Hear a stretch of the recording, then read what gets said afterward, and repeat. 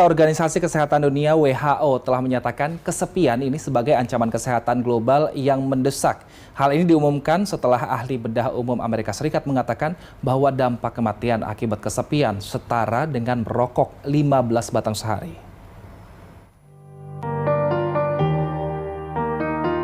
Siapa sangka kesepian bisa menjadi ancaman kesehatan yang serius, bahkan bisa menyebabkan kematian. Organisasi Kesehatan Dunia atau WHO menyatakan kesepian sebagai ancaman kesehatan global yang mendesak. Hal ini diumumkan setelah ahli bedah umum Amerika Serikat mengatakan bahwa dampak kematian akibat kesepian setara dengan merokok 15 batang sehari. Risiko kesehatan akibat kesepian juga dipercaya lebih besar dibandingkan dengan risiko yang terkait dengan obesitas dan kurangnya aktivitas fisik. WHO telah membentuk Komisi WHO untuk hubungan sosial demi mengatasi masalah ini. Menurut WHO, ancaman kesehatan akibat kesepian ini terjadi setelah pandemi COVID-19 yang menghentikan aktivitas ekonomi dan juga sosial, sehingga meningkatkan tingkat kesepian. Ditambah juga dengan kesadaran baru atas pentingnya masalah kesehatan mental. Dilansir dari data WHO, kesepian pada orang dewasa dikaitkan dengan peningkatan risiko demensia sebesar 50% dan peningkatan risiko penyakit arteri koroner atau stroke sebesar 30%. Hal ini juga merusak kehidupan generasi muda remaja yang mengalami kesepian di sekolah, lebih besar kemungkinannya untuk putus sekolah atau kuliah. Hal ini juga dapat menyebabkan dampak ekonomi yang lebih buruk, yakni merasa terputus dan tidak didukung dalam suatu pekerjaan yang dapat menyebabkan kepuasan kerja dan kinerja yang lebih buruk. Tim Liputan B-Universe.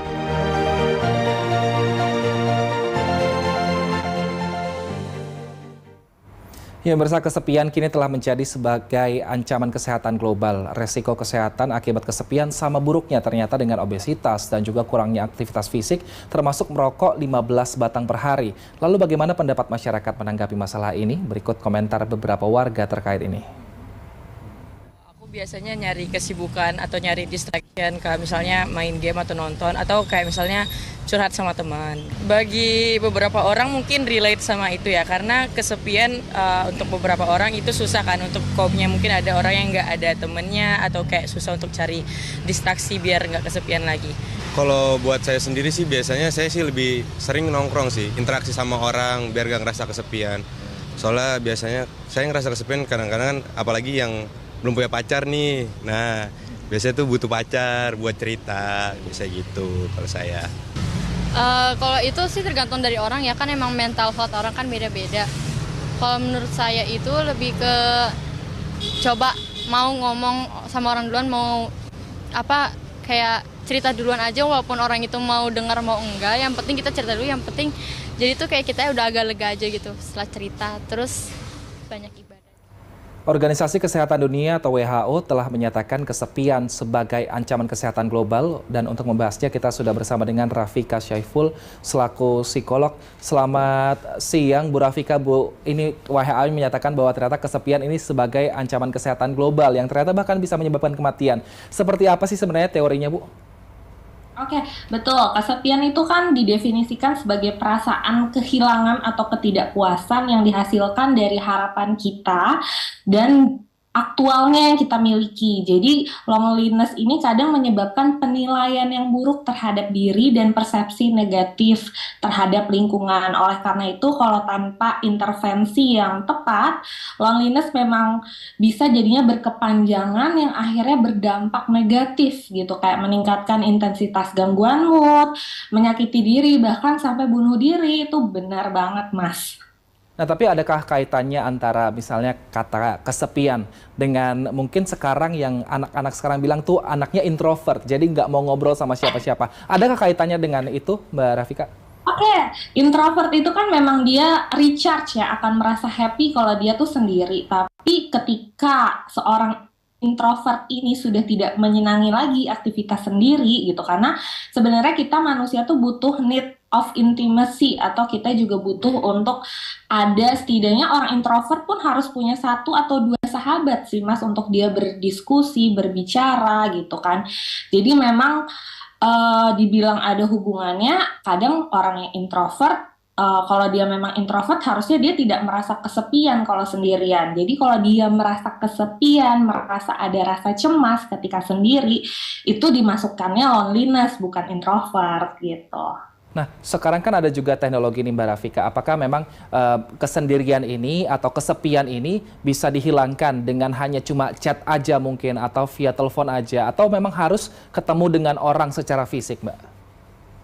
Nah, tiap orang tuh beda-beda ya kebutuhannya. Ada yang mungkin ngerasanya dengan chat aja tuh udah cukup gitu, karena mungkin dia kurang punya social skill, jadi kurang nyaman kalau bertemu dengan banyak orang sekaligus. Tapi ada orang yang butuh ketemu gitu. Jadi sebenarnya untuk kita menghindari loneliness tuh kita perlu tahu apa sih yang kita butuhkan, harapan kita tuh seperti apa sih, dan jangan juga kita tuh punya pikiran negatif kayak, oh dia nggak balas chat aku nih, ternyata jadi kayaknya dia nggak menerima aku. Nah kadang kan orang gitu, padahal kita harus sadar bahwa orang tuh punya kesibukan lain. Jadi alangkah baiknya kita tetap menjaga circle kita gitu, tetap positif, join di support group atau join komunitas-komunitas yang positif.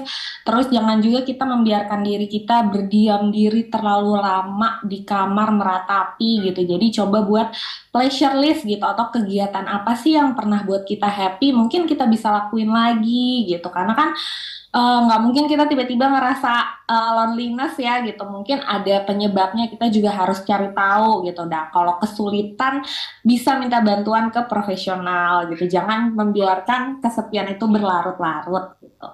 Nah, tapi sebenarnya gejala kesepian itu seperti apa sih Mbak? Apakah mungkin scrolling sosial media berjam-jam, atau mungkin juga tadi lebih suka menyendiri? Apakah itu bisa dikatakan sebagai gejala kesepian gitu Mbak?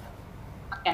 Iya, biasanya gejala kesepian itu tadi adanya ketidakseimbangan ya, kayak kita punya harapan, misalnya kita punya pengen sahabat tuh 5, tapi ternyata yang 2 udah nikah, jadinya sibuk nih gitu. Jadi sekarang udah 3, jadi kita kayak ngerasa, udahlah, emang kayaknya nggak ditakdirkan punya banyak teman. Akhirnya kita merasa cemas, terus kita jadi negatif gitu, kayak ada rasa timbul permusuhan gitu, kayak udahlah nanti semua orang juga ujungnya bakal ninggalin aku gitu, perasaan tidak berguna, dan juga merasa terasing gitu kalau bersama orang-orang. Nah itu udah masuk kategori yang perlu intervensi lebih lanjut gitu. Tapi kalau misalnya cuma sekedar habis banyak ketemu orang, kayaknya butuh waktu nih menyendiri, meditasi, atau enggak ya sekedar baca buku, emang sukanya hal-hal yang berkaitan dengan diri sendiri, sebenarnya itu belum bisa dikategorikan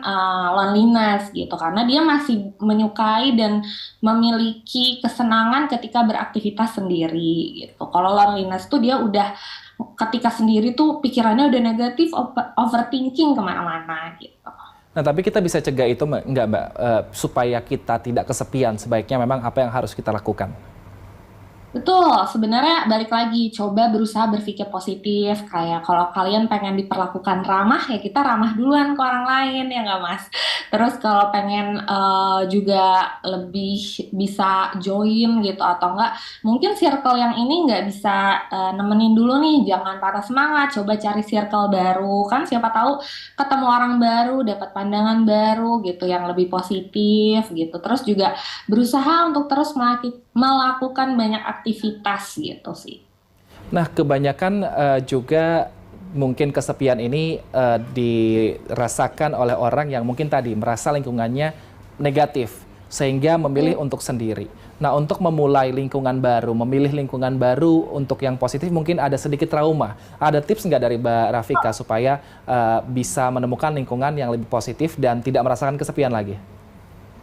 Nah, kalau masuknya udah trauma, itu berarti udah gejala mental yang cukup serius ya.